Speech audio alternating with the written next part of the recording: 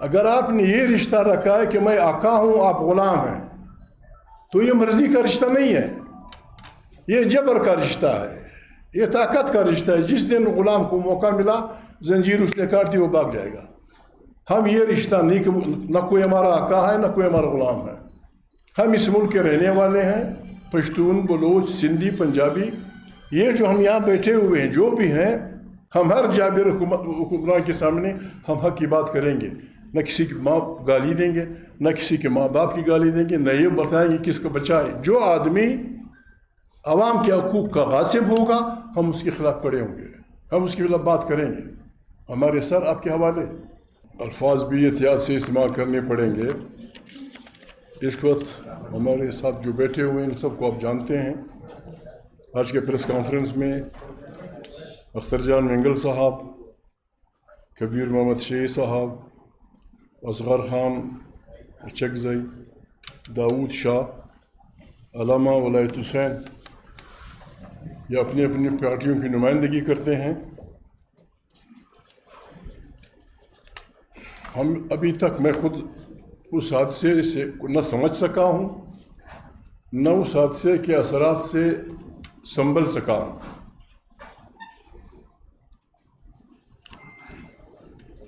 یہاں دعویٰ کیا جاتا ہے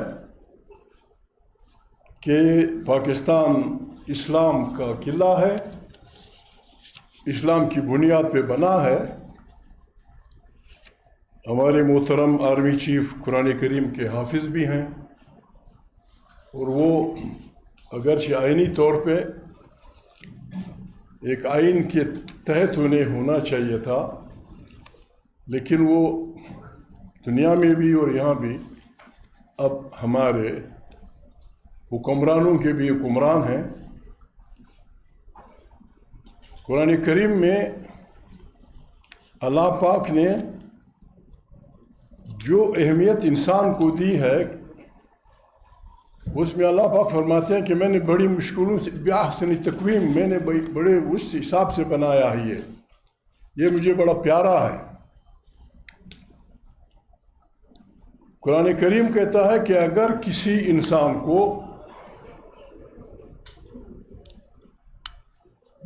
مارا جائے، قرآن کریم کے الفاظ یہ ہیں کہ اگر کسی انسان کو، مسلمان نہیں کہا ہے، کسی انسان کو اس جرم کے بغیر کہ اس نے کسی کے پیارے کو مارا ہو، کسی کو قتل کیا ہو، اور پھر دندناتا پھرتا ہو، جرگہ نہ کرتا ہو، ریکویسٹ نہ کرتا ہو، یا وہ انسان جو معاشرے میں فساد پھیلاتا ہے، ان دو انسانوں کے علاوہ اگر کسی نے انسان کا قتل کیا تو یہ پوری انسانیت کا قتل ہے۔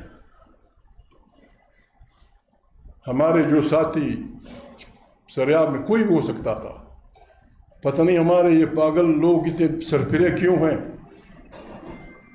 دھماکہ تو یہ نہیں دیکھتا۔ اختر جان وہاں تھا، اصغر وہاں تھا، میں تھا، یہ سب تھے۔ یہ پاگل پن پتہ نہیں ان کو کس طرح سر پہ چڑھ گیا ہے۔ اگر ہم سب اڑ جاتے، اس میں پاکستان کی کون سی خیر ہے؟ ہمارے اس ملک کے چلانے میں کون سی خیر ہے؟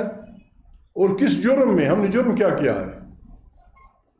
ایک تو یہ ہے کہ بغاوت ہے، فلانا ہے، آپ ان کو مار رہے ہیں، وہ آپ کو مار رہے ہیں، ٹھیک ہے، اس پہ بحث ہوگی جس طرح بھی ہوگی۔ ہم تو وہ لوگ ہیں کہ جلسہ کرنا چاہتے ہیں، یہ ہمارا بنیادی حق ہے، ہمارا انسانی حق۔ جلسے میں ہم نے کیا کہا؟ کون سی بری بات ہم نے کی؟ آپ نے اس آدمی سے 2-4 دفعہ، مجھ سے 3-4 دفعہ، اس آدمی سے شاید اصغر بھی MP رہا، اس نے بھی لیا ہو، ہم سے آپ نے حلف لیا ہے، سب سے آپ نے خود بھی حلف لیا ہے، میں پاکستان کے آئین کا تحفظ کروں گا، دفاع کروں گا اور فلانا کروں گا۔ اور آپ نے بحیثیت آرمی کا ہر سپاہی، آرمی کا ہر جرنیل، ہر کرنیل حلف لیتا ہے، قسم لیتا ہے کہ میں سیاست میں حصہ نہیں لوں گا۔ ابھی ہم اپنی آئین کی دفاع کے لیے نکلے ہیں، جنہوں نے آئین روندا ہے ان کو کوئی پوچھتا نہیں۔ ہم نے 75 سال گزارے اس ملک میں، یہاں سینکڑوں پنجابی، سینکڑوں سندھی، سینکڑوں پشتون، سینکڑوں پنجابی، آپ نے ان کو دفعہ 144 کی خلاف ورزی میں مارا ہے، سینکڑوں. اور آج تک آپ نے کسی سے یہ نہیں پوچھا کہ آئین کو توڑنا، آئین کو معطل رکھنا، آئین کو بگاڑنا، اس کی سزا خود آئین کہتا ہے کہ ہائی ٹریزن ہے، سب سے بڑی غداری ہے. اگر کسی کو یہ ہے، شہباز بھائی اینڈ کمپنی یا ان کو ساتھیوں کو، کہ ہم اپنی جمہوری آزادیوں کے دفاع، انسانی بنیادی انسانی حقوق کے دفاع، اپنے وطن کے عام غریب عوام کی دفاع میں جلسے نہیں کریں گے تو یہ خیال است و محال است و جنون. ہم جلسے کریں گے، ڈنکے کی چوٹ پہ کریں گے، ہر جگہ کریں گے، اور ہمارا نعرہ یہی ہوگا کہ جمہوریت زندہ باد، امریت مرد آباد. کسی کو اچھا لگے یا برا لگے، یہ ہمارا ایجنڈا ہے، یہ ہمارا پاکستان ہمارا ملک ہے. نہ یہاں کوئی فاتح ہے، نہ یہاں کوئی مفتوح ہے. اور اگر آپ نے، جس طرح اختر جان نے کہا جلسے میں، اگر آپ نے یہ رشتہ رکھا ہے کہ میں آقا ہوں آپ غلام ہیں، تو یہ مرضی کا رشتہ نہیں ہے، یہ جبر کا رشتہ ہے، یہ طاقت کا رشتہ ہے. جس دن غلام کو موقع ملا، زنجیر اس نے کاٹ دی، وہ بھاگ جائے گا. ہم یہ رشتہ نہیں، نہ کوئی ہمارا آقا ہے، نہ کوئی ہمارا غلام ہے. ہم اس ملک کے رہنے والے ہیں، پشتون، بلوچ، سندھی، پنجابی، یہ جو ہم یہاں بیٹھے ہوئے ہیں، جو بھی ہیں، ہم سب کی زمانوں سے یہ سوچ رہی ہے کہ ہم انسانوں کو برابر سمجھتے ہیں. ہماری سیاسی پارٹیوں میں یہ قطعاً نہیں ہے خدا نخواستہ ہم انسانوں سے فاصلے اس بنیاد پہ ناپیں کہ اس کی زبان کیا ہے، اس کا دین کیا ہے، اس کا رنگ کیسا ہے، وہ کہاں کا رہنے والا ہے. ہم انسانوں کو بھائی سمجھتے ہیں.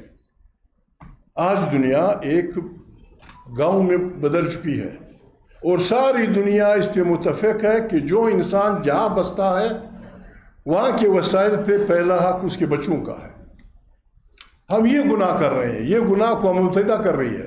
یہ گناہ اسلام کا حکم ہے کہ جو آدمی جہاں رہتا ہے، اللہ پاک نے اس کے وطن میں جو کچھ پیدا کیا ہے اس پہ پہلا حق اس کے بچے کا ہے. ہم یہ نہیں چاہتے کہ بلوچستان کے سارے بلوچ علاقے کے تمام نعمتوں کا مالک بلوچ ہے، وہ پاکستان کا حصہ ہے.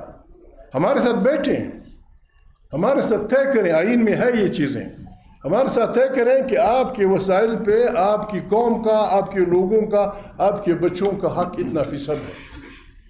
وہ ہم لے لیں گے، اپنے علاقے میں بانٹ دیں گے، باقی ہم آپ کے لیے اپنے ہاتھ استعمال کریں گے. چین آتا ہے، امریکہ آتا ہے، جو آتا ہے. ابھی جب آپ ہمارے گھر میں گھسیں گے بائی فورس، ہمارے اس پہ قبضہ کریں گے، ہمارے لیے کون سا راستہ رہ گیا؟ کل یہ ہوا، جو بھی ہم نے نہیں ڈھونڈنا.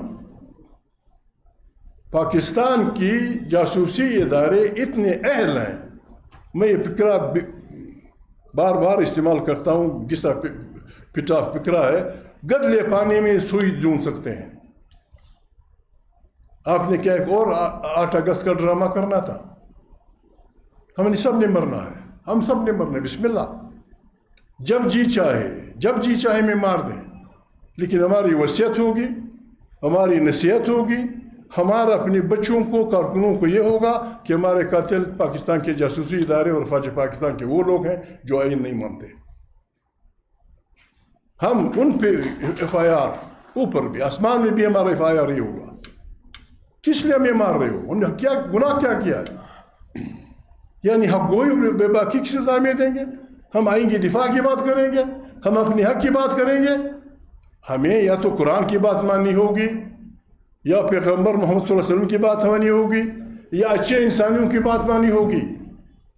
پیغمبر محمد صلی اللہ علیہ وسلم کی حدیث ہے کہ جابر سلطان کے سامنے کلمہ حق بہت بڑا جہاد ہے. یہ جہاد ہم کریں گے، یہ ہمارا وعدہ ہے. ہم ہر جابر حکمران کے سامنے ہم حق کی بات کریں گے، نہ کسی کی ماں گالی دیں گے، نہ کسی کے ماں باپ کی گالی دیں گے، نہ یہ بتائیں گے کس کو بچائے. جو آدمی عوام کے حقوق کا غاصب ہوگا ہم اس کے خلاف کھڑے ہوں گے، ہم اس کے خلاف بات کریں گے. ہمارے سر آپ کے حوالے، ہماری زندگی آپ کے حوالے. ہم اپنے بچوں کو یہی لکھ کے بھیجیں گے کہ اگر لوگ ہمیں مارتے ہیں، ہمارے مرنے والے وہ لوگ ہیں جو یہاں جمہوریت کو نہیں چھوڑتے، ہمارے مارنے والے وہ لوگ ہیں جو انسانوں پہ انسانوں کی بالادستی قائم رکھنا چاہتے ہیں. ہم یہ کسی صورت قبول نہیں کریں گے. قرآن کریم حکم دیتا ہے لعنت اللہ علی الکاذبین، جھوٹوں پہ اللہ کی لعنت. ابھی ہم اللہ کی بات مانیں یا شہباز اینڈ کمپنی کی بات؟ آپ دیکھ رہے ہیں ہم کسی کا نام نہیں لیتے. ہمارے 1 2 3 کس لیے آپ نے لوگوں کو مار رہے ہیں؟ ہمارا خون ایسے رہے گا نہیں جائے گا، نہ ہم نے ایسے رہے گا وہ دینا ہے.